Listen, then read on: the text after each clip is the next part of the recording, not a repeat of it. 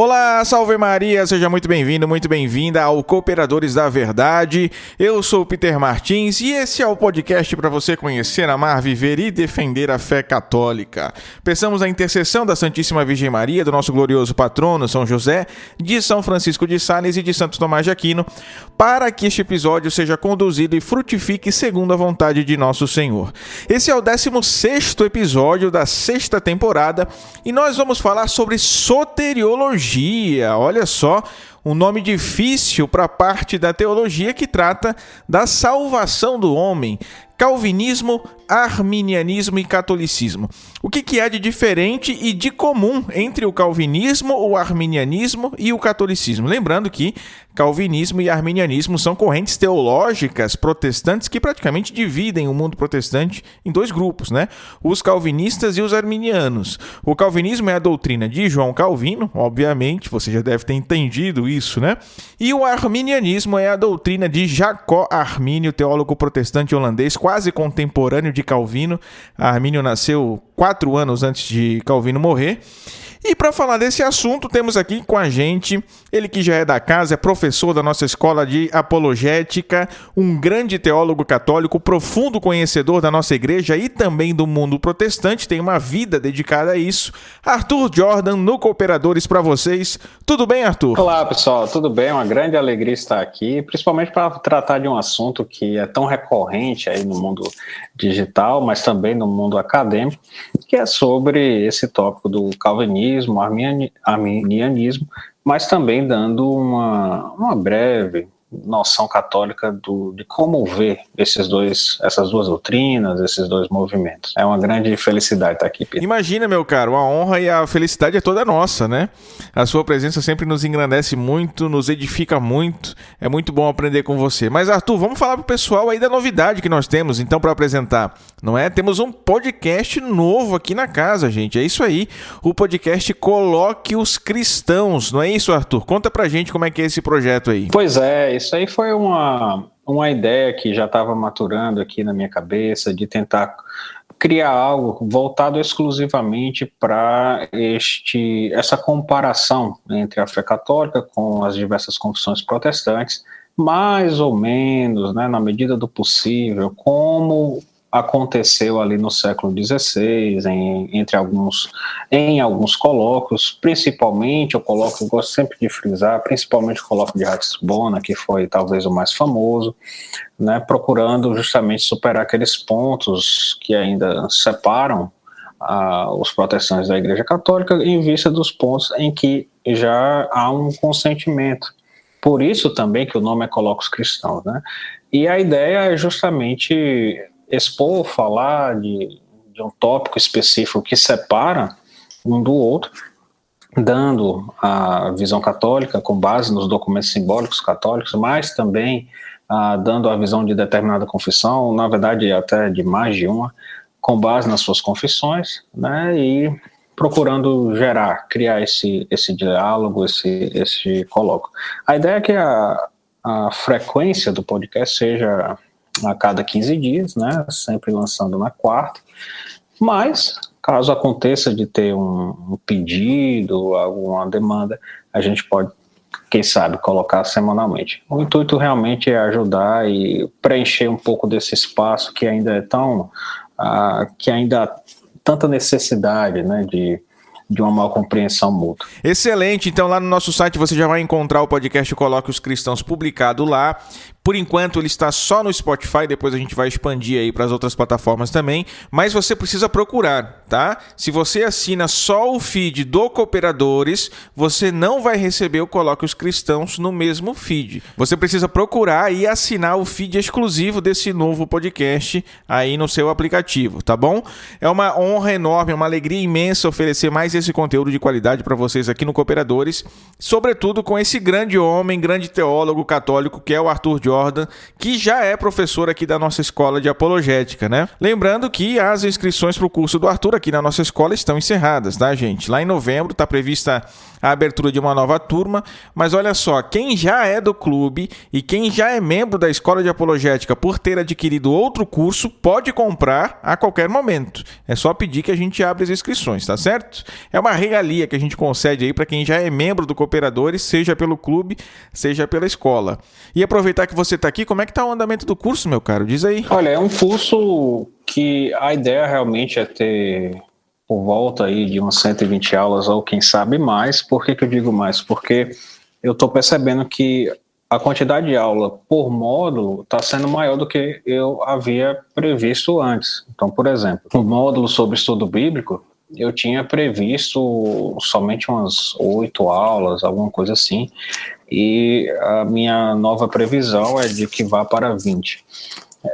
Então é um curso que procura justamente dar este comentário católico para cada documento simbólico das principais confissões protestantes que nós encontramos, e ainda fornecer não somente os instrumentos para o católico saber dialogar, compreender o irmão protestante e dar as razões da sua fé, mas também nos módulos extras, digamos assim, fornecer outros instrumentos que muitas vezes o católico ele tem necessidade. Então, por exemplo, como eu acabei de falar, esse módulo de estudo bíblico é um módulo extra, onde eu ensino passo a passo de como interpretar determinado texto bíblico, de como fazer um estudo bíblico em grupo, fazer um estudo bíblico individual, quais as fontes recorrer, como utilizar cada coisa. Outro módulo extra vai ser justamente sobre a campanha da Fraternidade Ecumênica que a gente teve, uma das minhas considerações. Enfim, então são mais ou menos 12 módulos onde não somente o aluno vai ter essa visão geral do protestantismo e a devida consideração católica, como também ele vai acabar conseguindo outras ferramentas para o seu próprio crescimento espiritual, né, sobretudo no estudo bíblico. É um projeto incrível, né? Vão ser mais de 120 aulas com o selo de qualidade do Cooperador e selo de qualidade do Arthur Jordan para vocês. O Arthur volta já, porque eu tenho outros recados aqui também, tá bom? É um convite, na verdade, né? Para que você acesse o nosso site, cooperadoresdaverdade.com, e nos siga lá no Instagram e também no YouTube, para que você entre nos nossos grupos do WhatsApp e no Telegram, porque assim você não perde nenhum conteúdo que a gente produz. E o link para você encontrar tudo isso está no post desse episódio lá no nosso site. Dia 30 de agosto vai ter uma Masterclass no Instagram com o professor Joel Gracioso sobre Santo Agostinho. Tá imperdível, marca aí na agenda, dia 30, uma segunda-feira à noite, eu não sei se vai ser às 20 ou às 21, a gente ainda está organizando isso, provavelmente vai ser às 20, mas fica ligado lá no nosso Instagram para não perder. O professor Joel é um dos maiores conhecedores de Santo Agostinho que nós temos aqui no Brasil, é uma honra tê-lo aqui no Cooperadores, e eu espero todos vocês para essa Masterclass incrível que a gente vai fazer um resgate de Santo Agostinho que foi sequestrado pelos protestantes, né? Então vamos trazer Santo Agostinho de volta, vamos ver como ele foi um verdadeiro defensor da fé católica e vamos aprender a defender a nossa fé com Santo Agostinho lá nessa Masterclass incrível com o professor Joel Gracioso. Eu espero vocês dia 30 de agosto, segunda-feira à noite, no Instagram, tá certo? Esses são os recados. Agora vamos chamar o Arthur de volta aqui, porque tem muita coisa pra gente conversar hoje. Calvinismo, arminianismo e catolicismo.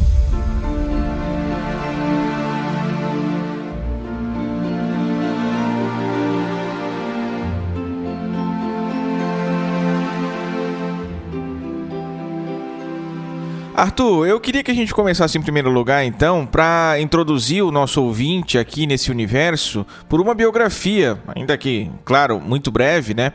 Mas uma biografia tanto de Calvino quanto de Armínio, pode ser? Quem que são essas figuras aí e por que elas são tão importantes para a teologia protestante? O que os tornou tão importantes assim?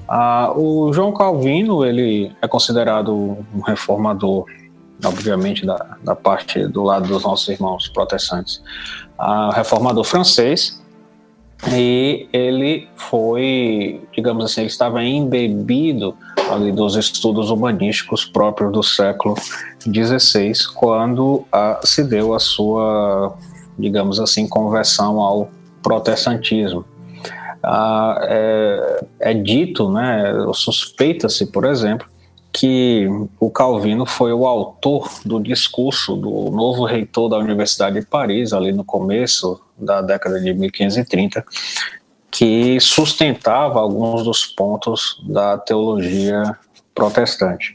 Calvino, ao longo de sua vida, foi, digamos assim, foi o ponto alto da sua vida foi justamente em Genebra, onde ele funda a Academia de Genebra, onde ele estabelece uma ordem ali para a Igreja de Genebra, que ficará marcado para sempre nos séculos posteriores.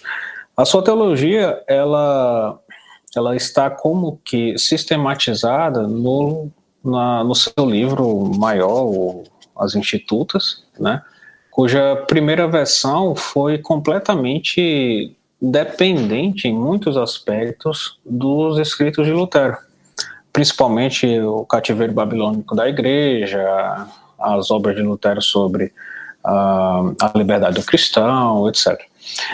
O próprio Calvino, ele se considerava um fiel discípulo de Lutero, ainda que um discípulo crítico dele, né?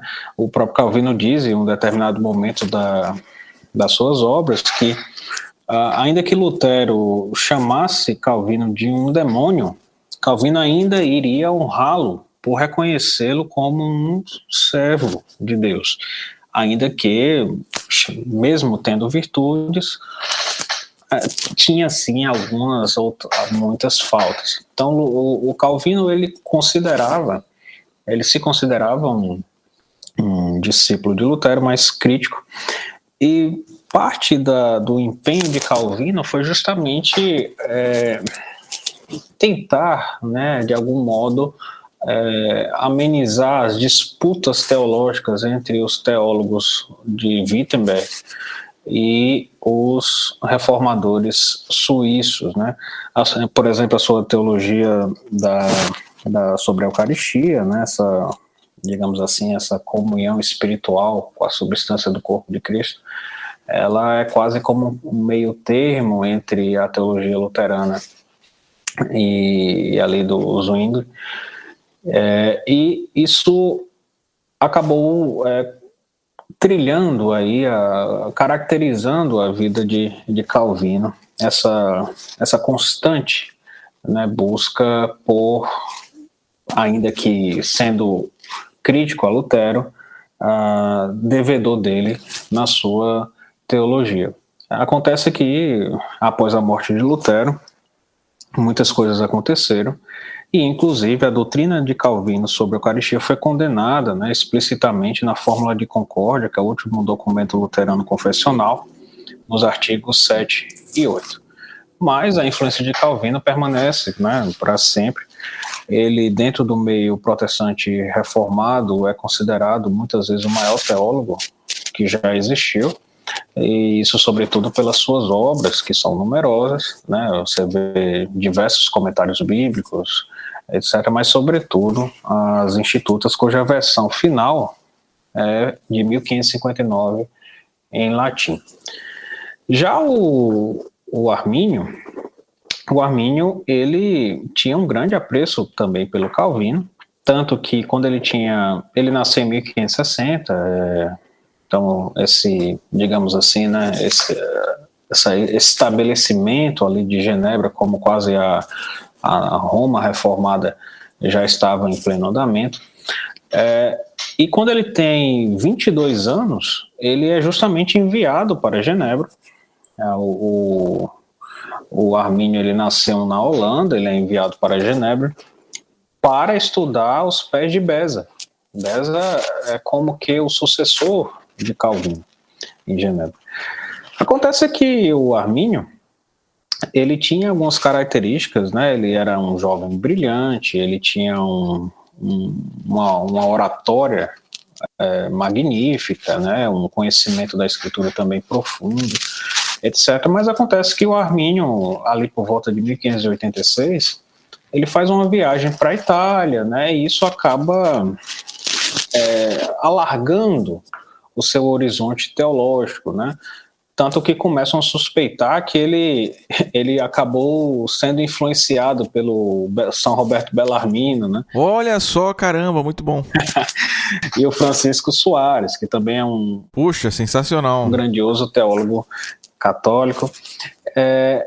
Só que surgiu essa suspeita, né, a partir dessa viagem dele para a Itália, mas quando ele retorna para a Holanda, ele é considerado ortodoxo, digamos, do ponto de vista reformado, e ele é designado como um pregador ali de uma congregação reformada.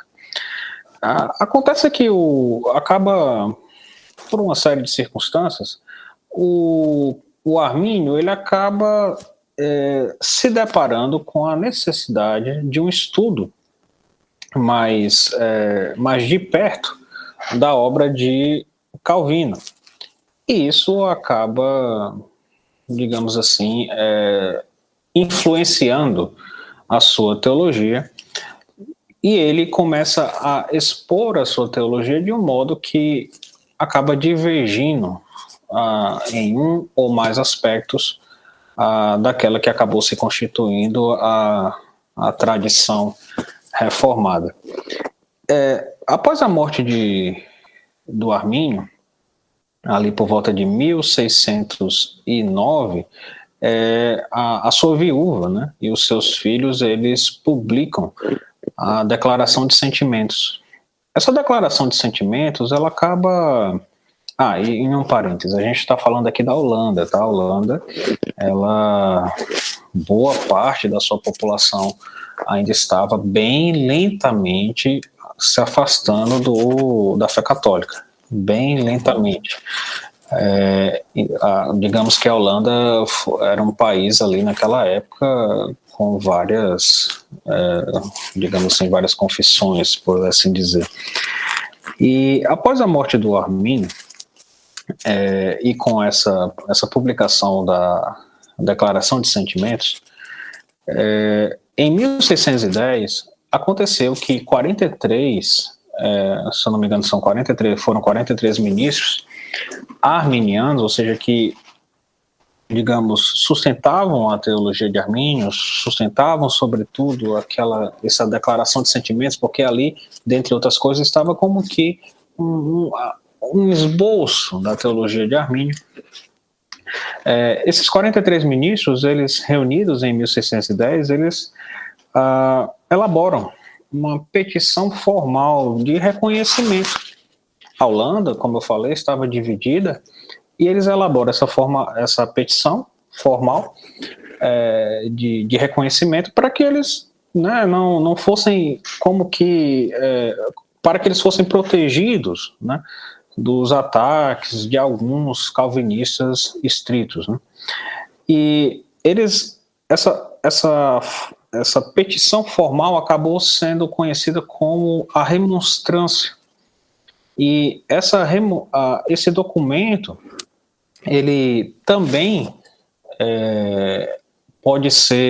ele também é caracterizado como tendo 5 pontos. São 5 pontos da remonstrância, que depois foram rebatidos, né, pelos 5 pontos do calvinismo. Mas esses 5 pontos da remonstrância de 1610, eles são imbuídos da teologia de Armínio. A influência de Armínio ali é clara.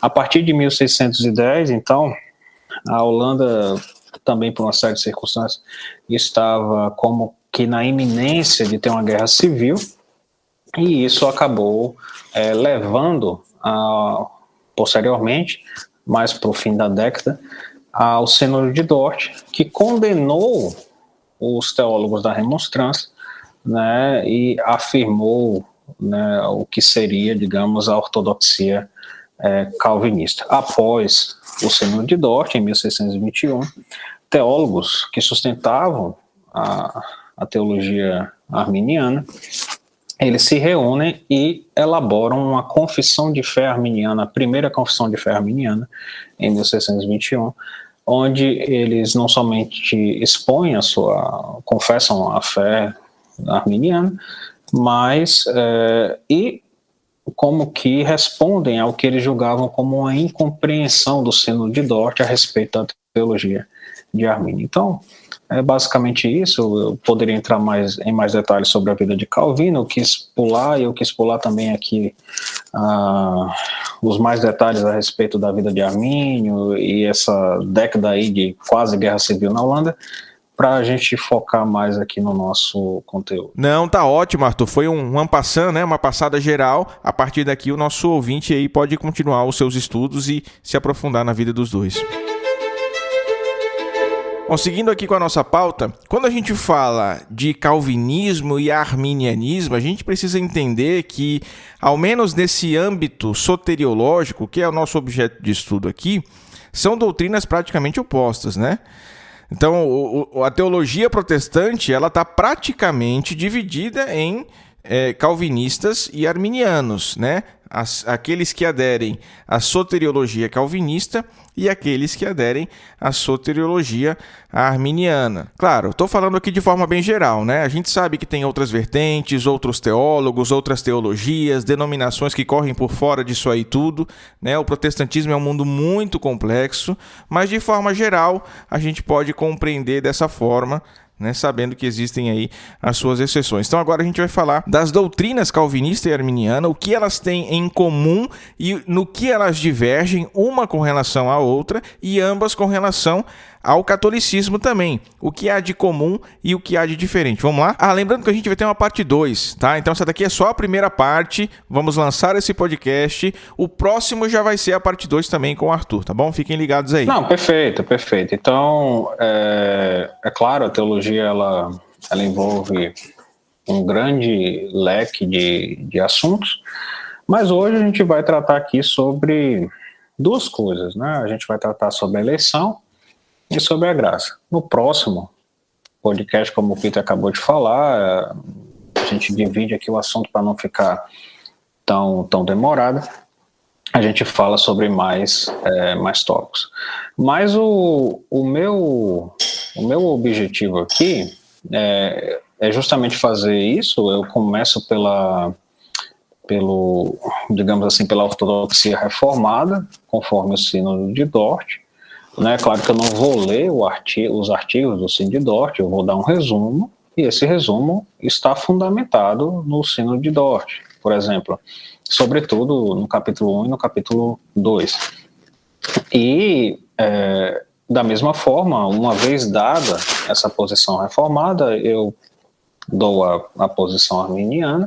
É claro que há outros documentos sobre a teologia arminiana, mas eu optei pela Confissão de Fé Arminiana de 1621, justamente por ela ter sido a primeira. Então, considere aqui o meu aviso de que eu optei por esta, né, mas, enfim, há outros documentos, e que também poderão, eu também não vou ler a confissão, mas eu vou dar como que um resumo e vocês vão poder encontrar o que eu falar na Confissão de Fé também arminiana, ali no capítulo 17, no capítulo 18, capítulo 20, etc. Perfeito. Bem, então vamos lá, eu vou falar vou começar falando a respeito da ortodoxia reformada.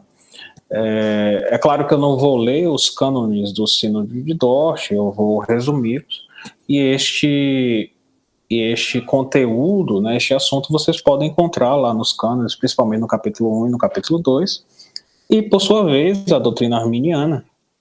É claro que há outros documentos, mas eu optei por escolher a Confissão de Fé Arminiana de 1621, justamente por ela ter sido a primeira confissão de fé arminiana, e também por a sua correlação, digamos assim, com o Sínodo de Dort. Então, do ponto de vista reformado, começando aqui, Deus escolheu certos homens desde toda a eternidade, tanto para a graça quanto para a glória. Já do ponto de vista arminiano, é diferente. há uma eleição para a graça que é diferente da eleição para a glória.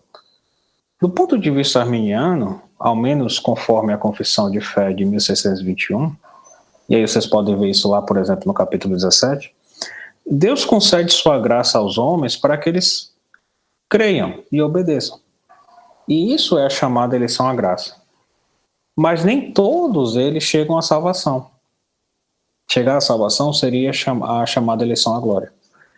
E nem todos chegam à salvação, ou seja, nem todos são eleitos à glória, porque recusaram crer.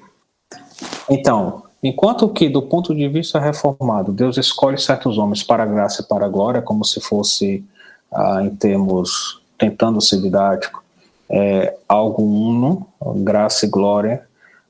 Do ponto de vista arminiano, Deus pode escolher para a graça, eleger para a graça, alguém que não está eleito para a glória. Por quê? Porque Deus concede a sua graça aos homens, mas nem todos se salvam. Por que não se salvam? Porque alguns recusam a crer.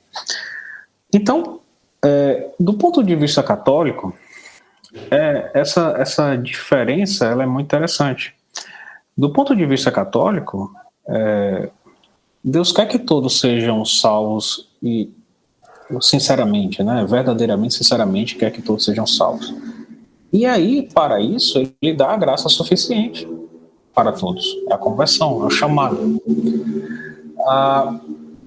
Esse desígnio de Deus de admitir certos homens, que são os eleitos, né, no céu, ele se chama justamente de predestinação. E se a gente considerar o processo como um todo, ou seja, desde da eleição, depois, né, o chamado, a justificação, a glorificação, a gente sabe que tudo isso é por pura graça. E nenhuma escola católica vai rejeitar isso, ela vai dizer, tudo gratuito. Mas, e se analisarmos somente um dos efeitos da predestinação? Por exemplo, se analisarmos somente a glorificação, a entrada no céu, pela graça. Aí tem essa, digamos, disputa entre as escolas teológicas católicas, né?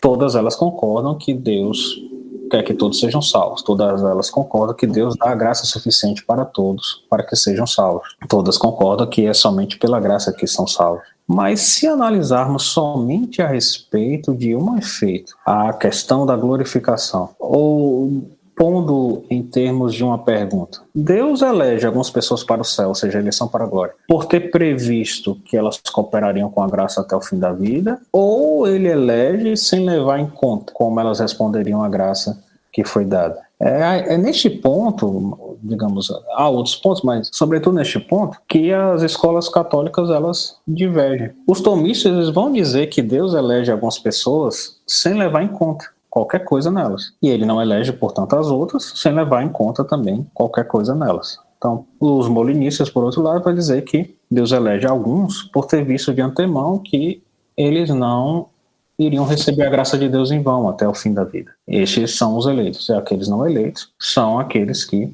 receberiam a graça de Deus em vão, né, como fala lá São Paulo em 2 Coríntios 6. Então, comparando a doutrina reformada, Deus escolhe tanto para a graça quanto para a glória, desde toda a eternidade. E a arminiana, que diz que há uma eleição para a graça, que é diferente da eleição para a glória, do ponto de vista católico, para ambas as escolas católicas principais, há outras, mas as principais, né, o ponto de vista arminiano, ele condiz mais com o ponto de vista católico. Porque é possível sim falar, é possível sim analisar apenas um dos efeitos da predestinação. É possível sim falar, analisar apenas a eleição à graça, a graça da conversão, por exemplo. Por quê? Porque, de fato, há cristãos que, sendo verdadeiramente cristãos, decaem da graça e não são glorificados. Então, é sim possível analisar, fazer essa separação, não em Deus, mas aqui, analisando simplesmente um dos efeitos. É possível você analisar dessa forma. Por quê? Porque, é verdade, há cristãos que ainda que são cristãos, de fato cristãos, eles decaem da graça. Então você veja, por exemplo, João 15, né?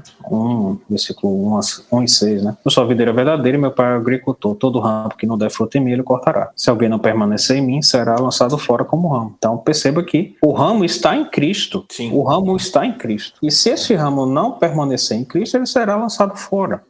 Ou seja, é um cristão de fato, ele está em Cristo. Romanos 11, 20 a 22, sem dúvida, é pela incredulidade que foram cortados, ao passo que tu é pela fé que estás firme. Ou seja, é um cristão, é pela fé que ele está firme. Mas não te soberbeças, antes teme. Se Deus não poupou os ramos naturais, bem poderá não poupar a ti. Bem poderá não poupar a ti. Considera, pois, a bondade e severidade de Deus. Severidade para com aqueles que caíram, bondade para contigo. Suposto que permaneças fiel a essa bondade. Do contrário, também tu serás cortado. Então, são cristãos, de fato, que estão, de fato, em Cristo, mas que aconteça de não permanecer fiel à bondade de Deus, será cortado. Então, é possível, do ponto de vista teológico, analisar um efeito da predestinação.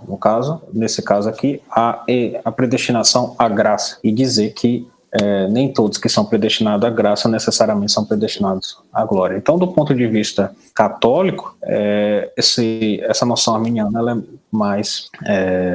é mais próxima de nós. Aqui eu abro parênteses, né? Se por algum motivo sobretudo por causa da profundidade desse tema, eu explicar algo que vai de encontro, contrário ao dogma católico, então eu retiro o que disse, obviamente, e sustento o que a Igreja Católica ensina. Arthur, deixa eu voltar um pouquinho, porque é um assunto denso, né? Os nossos ouvintes aí já devem estar com o cérebro escorrendo pelo nariz, eu estou. Então eu queria trazer aqui toda a densidade desse assunto em palavras mais simples, até para confirmar se eu entendi realmente, né?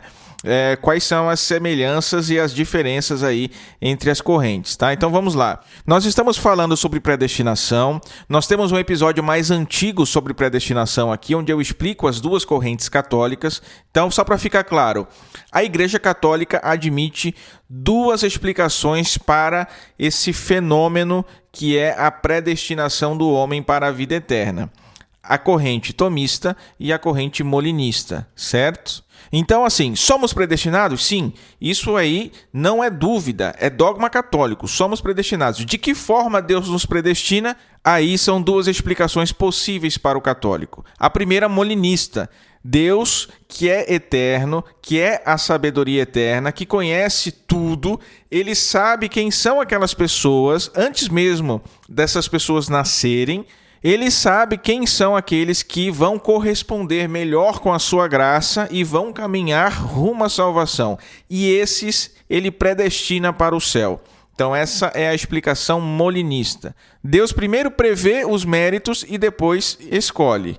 Na explicação tomista, Deus escolhe antes mesmo de prever os méritos. Então Deus escolhe e dispõe Ele mesmo os seus escolhidos para agir de acordo com a sua graça. A grande questão é que isso acontece entre os calvinistas e os arminianos também. Os arminianos vão dizer que Deus elege depois que Ele prevê a correspondência da pessoa com a sua graça, depois que ele prevê os méritos. E os calvinistas vão dizer que Deus elege antes mesmo de prever os méritos. Qual que é a diferença essencial entre a doutrina calvinista e a doutrina tomista? Na doutrina tomista, Deus concede a sua graça a todos. Deus concede a sua graça a todos porque quer que todos sejam salvos. Na doutrina calvinista, não. Na doutrina calvinista, Deus só concede a sua graça àqueles a quem ele também elege para a glória. A noção aqui, nesse primeiro tópico, é que do ponto de vista reformado, conforme ali o Sínodo de Dort, Deus, quando ele escolhe certos homens desde toda a eternidade, ele escolhe tanto para a graça quanto para a glória. Então, aquele que recebeu a graça, ele será glorificado. Enquanto que, do ponto de vista arminiano, nem todo aquele que recebeu a graça será glorificado. Ou seja, há uma predestinação para a graça que não necessariamente quer dizer uma predestinação para a glória. E do ponto de vista católico, o ponto de vista aqui arminiano está mais próximo de nós. Por quê? Porque, de fato, nem todo aquele que é cristão de fato será glorificado. Porque, como a gente acabou de ver em alguns versículos, pode acontecer de um cristão de fato que recebeu a graça decair. e não ser glorificado. Lembra, né, da bondade e severidade de Deus. Severidade para aqueles que caíram, bondade para contigo. Suposto que permaneças fiéis a essa bondade, do contrário, tu também serás cortado.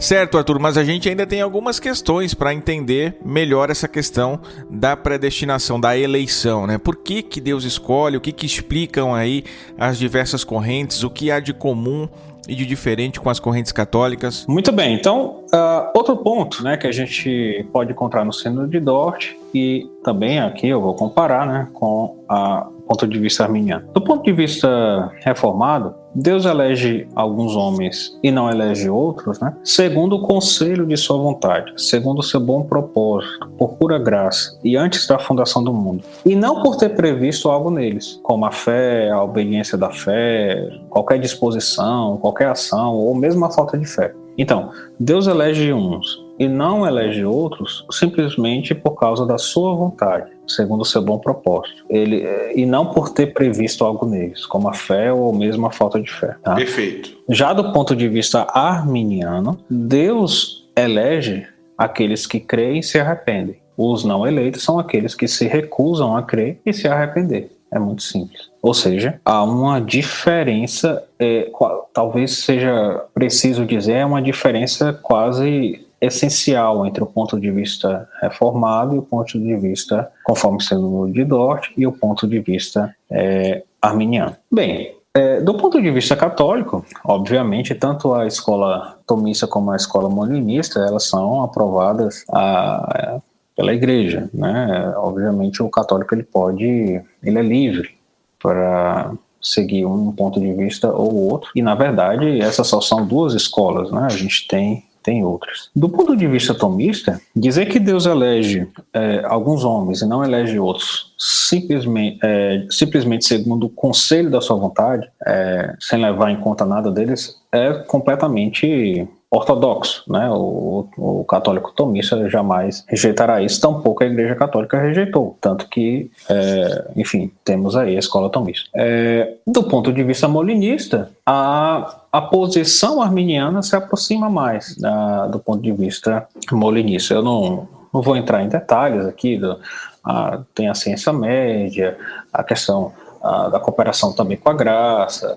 Não vou também entrar em detalhes aqui digamos assim, do molinismo modificado por São Roberto Bellarmino e Francis Soares, que na verdade acabou se tornando a doutrina dos jesuítas, né, que é o congruísmo, que é um molinismo, digamos, modificado.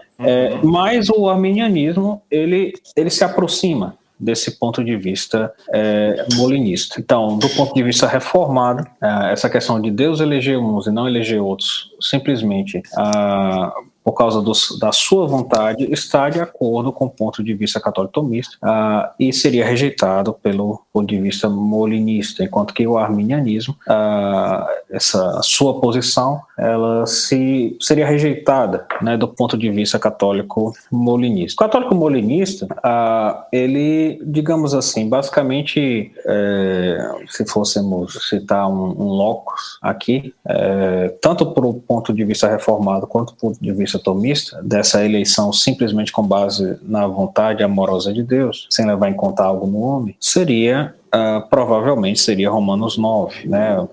O próprio Sínodo de Dort, ele cita Romanos 9, mas se você pegar algum livro de teologia escrito por um autor tomista, de modo geral, você pode encontrar ali Romanos 9 sendo citado. Mas assim, do meu ponto de vista, e enfim, eu não sou magistério nem nada, mas assim, do meu ponto de vista, eu acho muito difícil essa interpretação de que em Romanos 9 trata de uma predestinação dessa forma como exposta. Por quê? Porque, ao menos dos comentários bíblicos, e olha que, obviamente, eu li, vocês me conhecem, eu procuro ler muita coisa de gente que eu discordo em muita coisa. Então, assim, eu não só li comentários bíblicos de gente que eu concordo, né? Mas, assim, do ponto de vista daquilo que eu já estudei, Romanos 9 parece mais tratar de quê? Parece mais tratar do seguinte, de que São Paulo está dizendo que é por pura graça e sem qualquer mérito, por pura graça, por causa somente da sua vontade, que Deus escolhe uma outra pessoa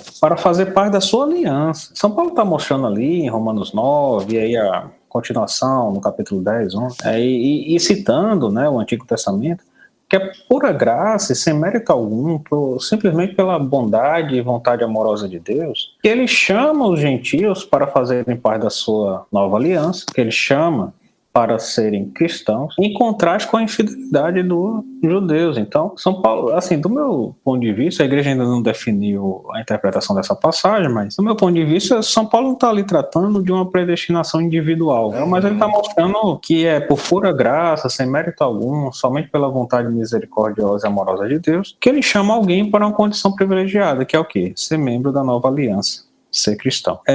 O arminiano e o molinista, já que essa visão arminiana acaba se aproximando aqui da visão molinista, ainda que difira, ele acaba citando muitas vezes Mateus 25, né? Vinde bendito de meu Pai, tomai posse do reino que vos está preparado desde a criação do mundo. Né? Então, tomar posse do reino é a glorificação. Né? E por quê? E preparado desde a criação do mundo, ou seja, né? Desde toda a eternidade. E por que ele vai tomar posse? Por quê? Porque eu estava com fome, me deste de comer, estava com sede, me deste de beber, ou seja, porque cooperou com a graça. Só para um parênteses, né? Há uma tendência nos pais da igreja para uma ou outra escola católica, digamos que há, mas sem um argumento final, digamos assim, daqui, sem nenhuma dúvida. Né? Tanto é por isso que a igreja não definiu, né? Exatamente. Até Santo Agostinho a gente vê uma tendência para o molinismo, pelo menos da forma como é interpretado o molinismo, interpreta o molinismo. Já depois de Santo Agostinho, a gente já vê também uma tendência para a forma como o tomismo explica, enfim. Então, é um debate aberto, não vai ser agora que vai ser findado. Muito bem. Outro ponto importante que distingue os reformados dos arminianos é o seguinte: os reformados, eles afirmam que os eleitos são, pela graça, inclinados a crer. Deus efetivamente os chama, efetivamente os justifica, os santifica e os guarda até a glorificação, como foi dito no começo, né? Quando Deus elege, ele elege tanto para a graça e para agora. Aquele que recebeu a graça será glorificado, ponto final. Os não eleitos são deixados em sua própria maldade, em seu próprio pecado. Para esses, Deus não concede a fé salvadora e a graça da conversão, porque se concedesse, eles seriam glorificados, como eu já falei. Deus, então, os condenará, os não eleitos, que são deixados sua própria maldade, em seu próprio pecado, esses que Deus não concede a fé salvadora e a graça da conversão. Então, Deus os condenará por causa da sua incredulidade de seus pecados. Existe no calvinismo a ideia de graça irresistível, não é, Arthur? Quer dizer, se Deus concede a graça a uma pessoa, essa pessoa não pode resistir à graça de Deus, ela não tem essa capacidade. Por isso, se a pessoa não é eleita para a glória, Deus não concede nem a graça para os calvinistas, né? Isso, como foi dito, né, os eleitos, eles são inclinados a crer pela graça, não porque a graça vai eliminar o seu livre-arbítrio, mas porque eles são inclinados a crer pela graça. Deus efetivamente os chama.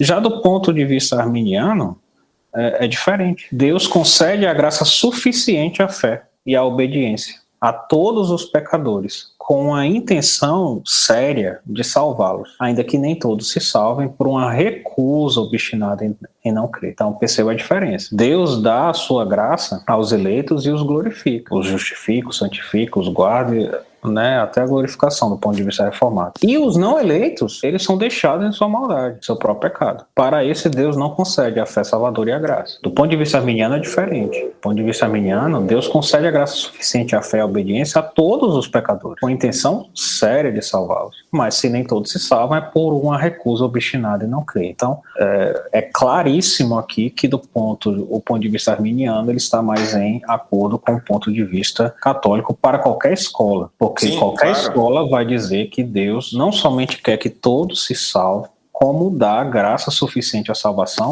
A todos. Exatamente, tanto no molinismo quanto no tomismo também, né? No tomismo, antes da previsão dos méritos, Deus escolhe, mas mesmo assim Deus não nega a sua graça a ninguém, ele dá a todos. É porque assim, pessoal, o catolicismo, como acho que foi o Chesterton falou, é um parque de diversões, você tá entendendo?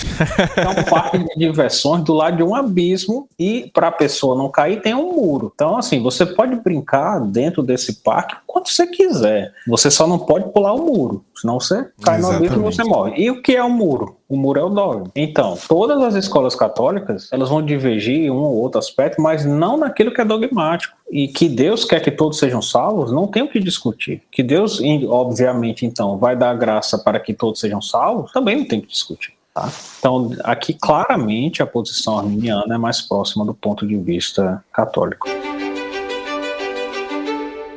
Arthur, tá bom, mas e aí com relação à rejeição da graça? Eu já dei alguma pista ali atrás, né? Com relação ao calvinismo, que eles têm aquela ideia de graça irresistível. Então Deus só dá a sua graça a quem de fato ele elege para a glória. Mas e aí como é que o arminianismo e as próprias correntes católicas vão interpretar essa questão? Novamente, não estou citando o Ipsis Litteris, o Sandy Dort, eu estou dando um resumo dele, que você pode ver, por exemplo, no capítulo 1, no capítulo 2. Diga-se o mesmo aqui para a Confissão de Fé Arminiana de 1621. O reformado, o ponto de vista reformado é o seguinte: o homem não pode se distinguir de outro que recebeu a mesma graça da fé e da conversão por sua livre vontade. Ou seja, se ele é eleito, Deus dá efetivamente a graça e a fé e ele é inclinado a crer e vai ser glorificado. Se ele não é eleito, Deus não dá essa graça. Acabou. Ele vai ser o não eleito, ele é deixado em seu próprio pecado. E Deus vai o condenar por sua incredulidade e por seus pecados. Então é isso. O homem não é capaz, por sua livre vontade, de se distinguir de outro que recebeu a mesma graça, né? Ou seja, para um, o eleito, Deus dá a graça. Ele é inclinado a crer e vai ser glorificado. Para o outro, Deus não dá. E vai ser deixado de seu pecado e será condenado pela sua incredulidade, pelo seu pecado. Do ponto de vista arminiano, é diferente. Você pode ver isso, por exemplo, no capítulo 17 da Confissão. Deus dá a graça suficiente da fé e da conversão, como já foi falado para todos, e essa graça suficiente, né, ela pode ser resistida pelo homem e não alcançar o seu devido efeito por culpa exclusiva do homem. Do ponto de vista arminiano, o homem tem uma capacidade própria de colocar uma barreira à graça divina. Agora, se ele não resiste à graça suficiente, ela então será eficaz. Por quê? Porque vai obter o efeito, o seu devido efeito. Agora, não resistir não está no homem. Não está no homem fazer um bom uso da graça. Não resistir já é um efeito da graça suficiente que foi dada anteriormente. Perfeito. Então, do ponto de vista arminiano, o homem não tem qualquer capacidade própria de contribuir para a sua própria salvação. Por quê? Porque até o não resistir à graça já é efeito da graça. Mas, do ponto de vista arminiano, o homem tem sim capacidade própria de rejeitar a graça de Deus. Novamente, do ponto de vista católico, para qualquer escola, o ponto de vista arminiano está mais próximo de nós, sem nenhuma dúvida. Quer dizer, o homem tem essa capacidade de negar a graça de Deus. É isso. Ele tem uma capacidade própria de rejeitar a graça, mas de assentir a graça, do ponto de vista católico, isso já é efeito da graça. Ele não tem uma capacidade própria de contribuir de modo algum à sua própria salvação sem a graça. Tudo é graça. Então, assim, de cara, né, fica muito evidente que o arminiano, ele rejeita, né, a questão da graça irresistível, né? O homem não é inclinado a crer, a graça ela se torna eficaz se o homem não resistir, né? E ele, por quê? Porque o homem tem uma capacidade própria de resistir à graça, de colocar uma barreira, e ele rejeita também, mas isso aí vai, do ponto de vista católico, vai depender da escola católica, essa questão da predestinação antes da previsão de alguma coisa no homem. A respeito, acho que convém dizer, né, a respeito de algumas passagens que fala do homem resistindo à graça, a gente pode ver, por exemplo, Mateus 23:37, onde Jesus chora, né, diante de Jerusalém: quantas vezes eu quis reunir os vossos filhos, como a galinha reúne seus pintinhos, e tu não quiseste. Né? Atos 7:51, vós sempre resistis ao Espírito Santo. Apocalipse 3:20, né? Eis que estou à porta e bato. 2 Coríntios 6:1, né? A questão da não receber a graça de Deus em vão, etc, etc, etc. Não, excelente, Arthur. Foi muito bom a gente ter tocado nesse assunto, especialmente do ponto de vista católico, da rejeição e do aceite à graça, né? Quer dizer, Para o católico, nós podemos rejeitar a graça de Deus, mas nós não podemos assentir a graça de Deus. O próprio assentimento à graça de Deus já é feito na graça. Isso já derruba aquele mito muito popular por aí entre os protestantes de que a teologia católica é pelagiana ou semi-pelagiana, simplesmente porque admite uma certa cooperação com a graça, porque admite méritos, essas coisas todas. Acontece que a própria cooperação com a graça já é feita da graça, e os méritos nada mais são do que a nossa participação nos méritos de Cristo, né? Como diz Santo Agostinho, Deus nos coroa com seus próprios méritos. Isso tudo está no catecismo, é só abrir e ler, né? É uma coisa muito simples de aferir e evitar aí esses espantalhos. Mas é isso, meu caro, muito obrigado, viu? Foi demais, foi muito bom.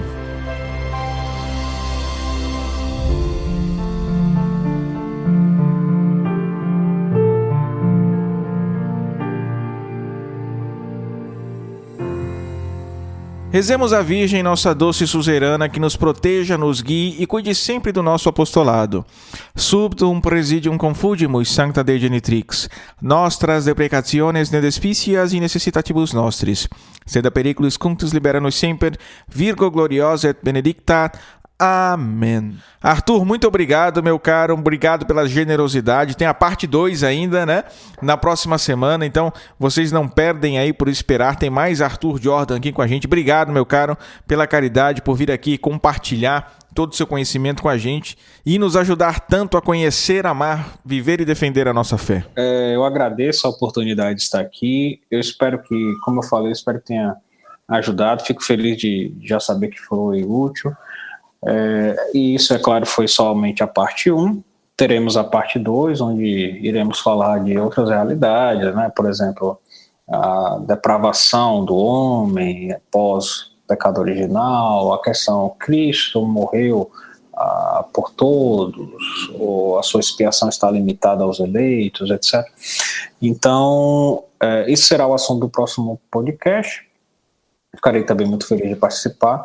E faço o convite, né, para que você ou escute, e também, caso queira, escute o podcast Colóquios Cristãos, que eu tenho certeza que vai também trazer um conteúdo bastante útil. O Arthur fez um convite, mas eu vou além, eu faço uma convocação. Você que está ouvindo a gente aí, você tem a obrigação moral de ouvir aí, principalmente o primeiro podcast de estreia do Arthur aí sobre a justificação somente pela fé, onde ele faz uma comparação da teologia luterana com a teologia católica que está fantástico. Então eu convoco você, cooperador da verdade, que vai lá, vá ouvir e vá aprender aí sobre a nossa fé, né? E sobre aquilo que ensina também as outras vertentes protestantes, para que você saiba falar, saiba conversar com propriedade, né? Quando for dialogar com um de nossos irmãos separados. Muito obrigado, meu caro. Obrigado mesmo, de verdade, tá? O Cooperadores da Verdade é um projeto que pertence ao Centro de Estudos São Francisco de Sales, que por sua vez pertence à Milícia de Santa Maria, ordem a qual eu faço parte. Quem quiser conhecer mais, acesse miliciadesantamaria.org.br. Muito obrigado por ter ouvido a gente até aqui. Reze sempre por nós rezamos por vocês. Salve Maria!